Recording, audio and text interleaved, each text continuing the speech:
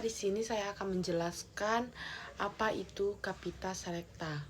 Capita Selecta adalah istilah yang biasanya digunakan dalam konteks pendidikan dan akademik untuk merujuk pada pilihan materi atau topik yang dipilih secara selektif untuk dipelajari atau dibahas dalam suatu kursus atau program. Dalam istilah lain, Capita Selecta bisa diartikan sebagai pilihan utama atau topik terpilih yang biasanya merupakan rangkuman dari sebagai hal penting yang relevan dan dipilih berdasarkan relevansi atau kepentingan pada suatu bidang studi tertentu. Misalnya, dalam sebuah mata kuliah Capita Selecta ekonomi, mahasiswa tidak mempelajari semua topik dalam ekonomi secara umum, tetapi hanya topik utama atau penting yang dianggap signifikan dan relevan untuk dipelajari lebih mendalam. Baik, di sini saya akan menjelaskan, mengetahui dan memahami konsep dasar dan kajian Capita Selecta Hukum Tata Negara, merujuk pada kompetensi yang ingin dicapai dalam suatu mata kuliah atau program studi terkait pada hukum tata negara.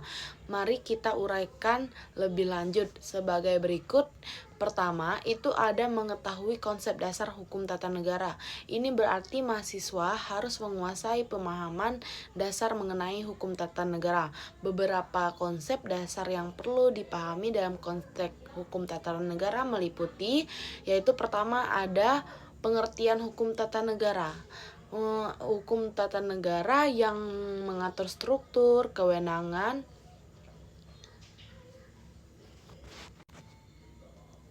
yang pertama, pengertian hukum tata negara. Hukum tata negara adalah hukum yang mengatur struktur, kewenangan, dan hubungan antara lembaga-lembaga negara serta hak dan kewajiban warga negara. Yang kedua itu ada tujuan hukum tata negara, yaitu tujuannya untuk menciptakan tata kelola negara yang adil, transparan, dan demokratis, serta melindungi hak asasi manusia. Yang ketiga itu ada prinsip-prinsip dasar hukum tata negara, seperti kedaulatan rakyat, pemisahan kekuasaan, supremasi hukum, dan hak asasi manusia.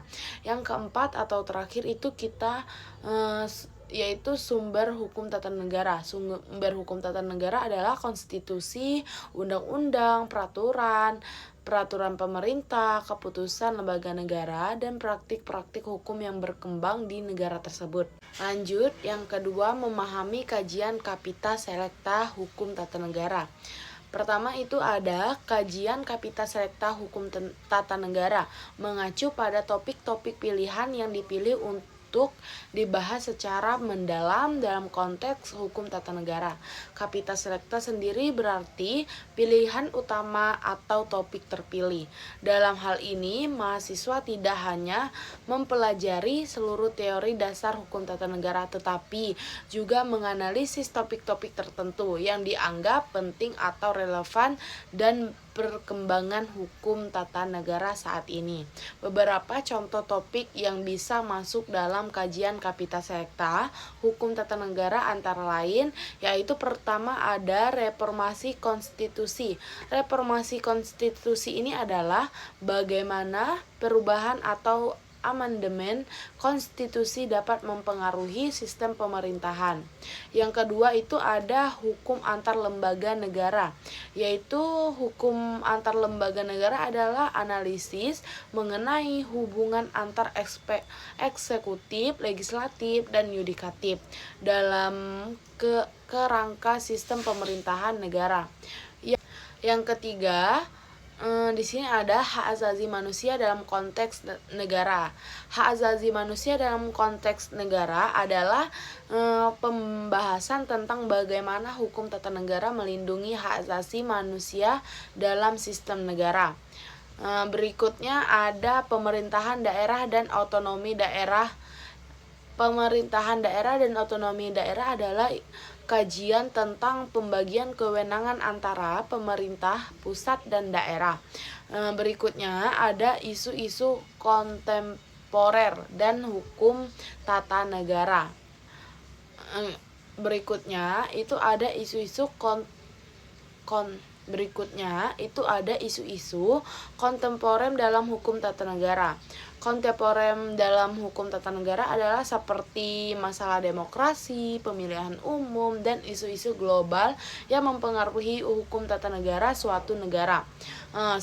Secara keseluruhan, tujuan dari SUB CPMK 1 ini adalah agar mahasiswa memiliki pengetahuan dan pemahaman yang mendalam tentang dasar-dasar hukum tata negara serta mampu mengkaji isu-isu pilihan yang lebih spesifik dalam konteks hukum tata negara.